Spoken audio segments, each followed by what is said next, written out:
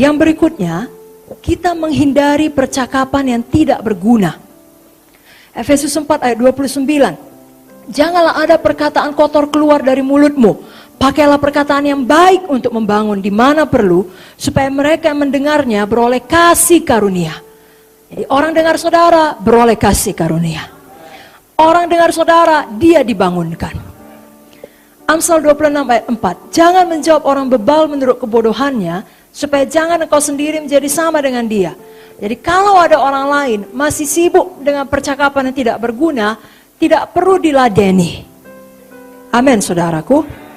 Titus 3 ayat 9. Tetapi hindarilah persoalan yang dicari-cari dan yang bodoh. Persoalan silsilah, percekcokan, dan pertengkaran mengenai hukum Taurat.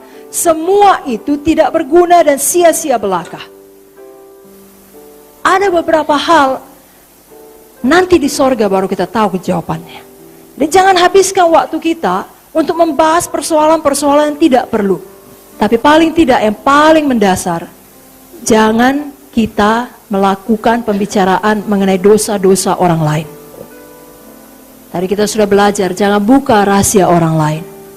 Itu hanya mengarah kepada dosa yang lebih besar lagi. Amin saudara. Yang berikutnya, penguasaan lidah. Jangan gunakan bibir kita untuk menipu. Mazmur 17 ayat 1-3. Doa Daud. Dengarkanlah Tuhan perkara yang benar. Perhatikanlah seruanku. Berilah telinga akan doaku dari bibir yang tidak menipu. Daripadamu lah kiranya datang penghakiman. Matamu kiranya melihat apa yang benar. Bila engkau menguji hatiku, memeriksanya pada waktu malam dan menyelidiki aku, maka engkau tidak akan menemui suatu kejahatan. Mulutku tidak terlanjur. Kenapa? Karena hatinya pun benar. Apa yang berasal daripada mulut kita datang dari hati kita. Mazmur 120 ayat 2. Ya Tuhan, lepaskanlah aku daripada bibir dusta, daripada lidah penipu. Saudaraku, biarlah sebagai hamba Tuhan kita punya integritas. Orang dapat percaya apa yang kita katakan. Kalau ya, kita katakan ya. Kalau tidak, kita katakan tidak. Orang tidak curiga bahwasanya kita punya maksud yang tersembunyi. Kita tidak berbohong, kita tidak memiliki rencana yang jahat. Tapi hati kita murni. Dan memang itu dibutuhkan kalau kita mau melihat hari-hari yang baik dan umur yang panjang. Ya, saya bacakan Mazmur 34. Mazmur 34 ayat 13-14. Siapakah orang yang menyukai hidup, yang mengingini umur panjang untuk menikmati yang baik? Jagalah lidahmu terhadap yang jahat dan bibirmu terhadap ucapan-ucapan yang menipu. Amin saudara. Kalau kita sudah salah, kita akui saja. Itu akan membebaskan kita. Amsal berkata, barang siapa yang mengakui pelanggarannya akan kemudian lebih disayangi. Justru orang, apalagi kalau saudara sebagai hamba Tuhan, orang akan sangat menghormati saudara. Karena walaupun kedudukan saudara tinggi, saudara jujur dan mau mengakui kesalahan saudara. Jangan demi menyelamatkan muka, kita jatuh dalam jebakan bohong, dusta, menipu.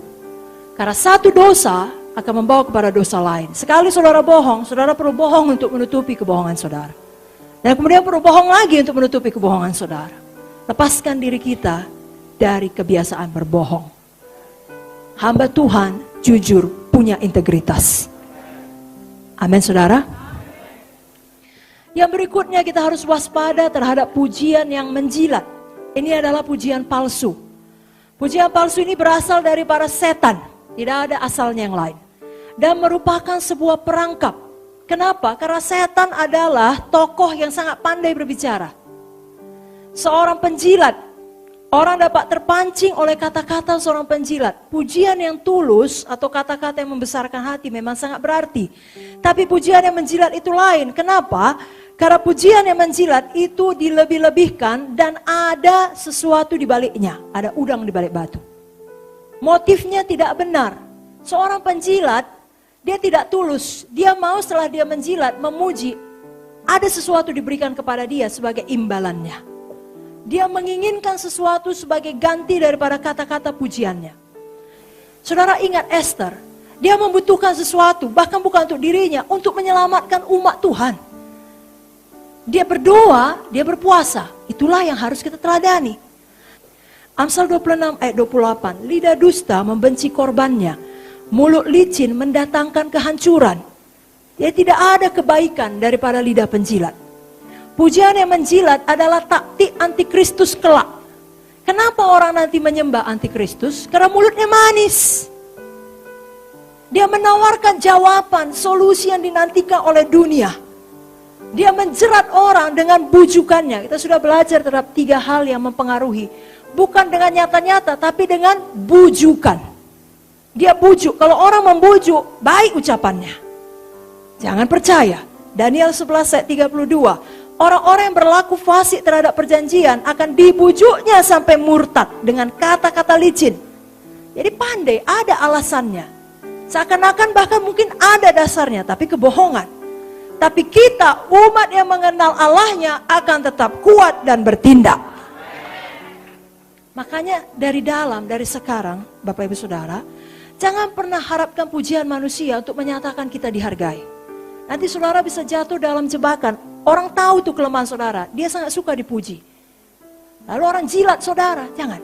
Satu-satunya pujian yang saudara nantikan adalah, hai hambaku yang baik dan setia, masuklah ke dalam kesukaan Tuhan.